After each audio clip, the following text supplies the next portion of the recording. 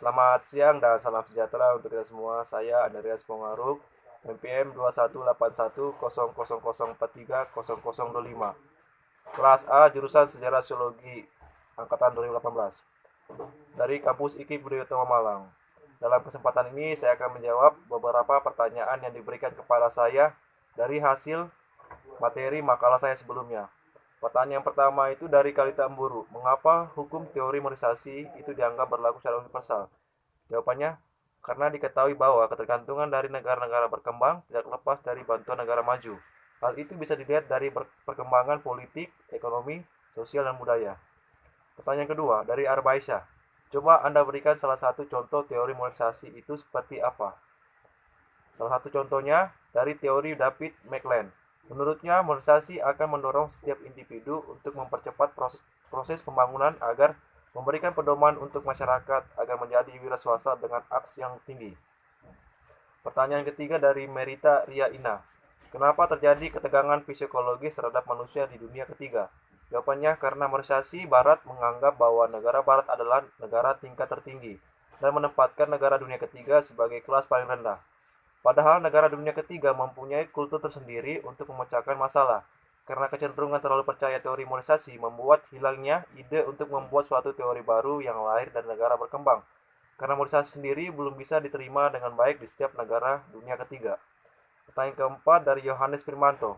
Apa faktor penghambatnya perubahan sosial atau masyarakat? Jawabannya, masyarakat dunia ketiga memiliki kecenderungan untuk menonjolkan akibat negatif monetisasi, seperti pada organisasi sosial, demoralisasi, kepribadian, dan alienasi.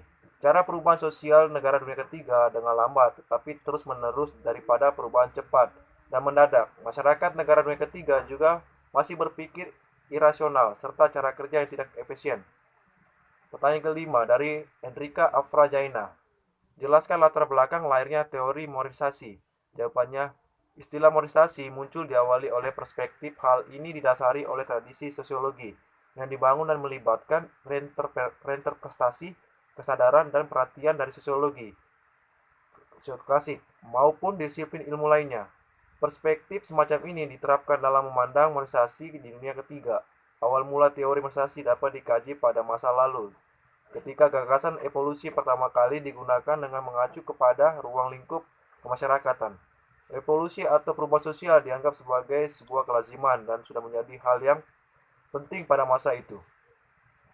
Pertanyaan keenam, Yusta Susanti Felicia. Berikan salah satu contoh aliran monetisasi yang berasal dari budaya masyarakat itu sendiri.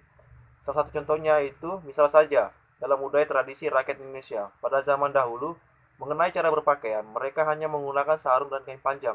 Bagi perempuan diwajibkan menutup auratnya, sedangkan di zaman modern, pakaian yang digunakan terlihat lebih vulgar. Pertanyaan, pertanyaan ketujuh dari Diana Suryanti Indah. Menurut pendapat Anda, apakah teori monetisasi bisa mengubah budaya dan ajar agama? Jawaban saya, tidak. Karena dengan adanya monetisasi, masyarakat dituntut untuk melakukan perubahan. Perubahan dalam hal arti ialah perubahan ke arah yang positif, agar masyarakat tidak meninggalkan budaya dan ajar agama. Walaupun monetisasi juga memiliki dampak negatif yang membuat masyarakat bertindak di luar nalar norma yang ada di masyarakat. Pertanyaan ke-8 dari Yohana Ende. Jelaskan kenapa terjadi perang agama terhadap masyarakat. Jawabannya, saat munculnya demonetisasi di abad ke-17, pecahnya revolusi Inggris dan revolusi Prancis seolah menjadi babak awal kecemasan itu terjadi. Kecenderungan masyarakat yang semakin materialistik, pemisahan agama dan hal duniawi yang menandakan kehancuran zaman diakibatkan monetisasi. Seperti yang dialami agama Katolik yang terjadi di Roma. Dominasi gereja yang melegitimasi segala sektor di saat itu kekolonian agama Katolik waktu itu, yang menolak segala hal yang ilmiah, serta pembunuhan terhadap beberapa ilmuwan yang melawan dogma gereja yang ditetapkan. Yang ke-9, pertanyaan dari 9, Bonifacius Boropayon. Proses monetisasi berarti kita harus menerima unsur budaya yang mengembangkan kemajuan masyarakat. Sebut dan jelaskan unsur budaya asing yang paling dominan yang harus kita adopsi dalam monetisasi itu sendiri. Jawabannya kemajuan iptek. Karena di negara maju, iptek sudah mengalami kemajuan yang sangat pesat, tetapi di negara yang masih berkembang, hal itu belum bisa dilakukan. Jadi sudah sewajarnya jika negara berkembang harus mengadopsi budaya asing agar bisa lebih maju lagi.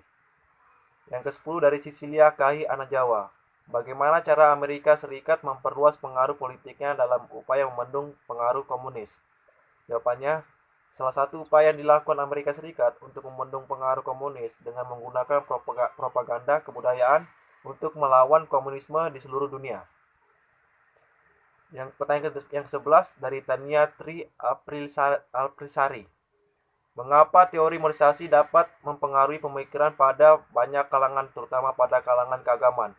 Berikan alasannya. Jawabannya, karena modernisasi mempunyai hubungan yang saling berkaitan dengan agama. Modernisasi dengan adanya sekularisasi akan mengkerdilkan agama dan satu sisi merasionalkan ke dalam kehidupan yang tidak hanya berkecimpung dalam hubungan vertikal.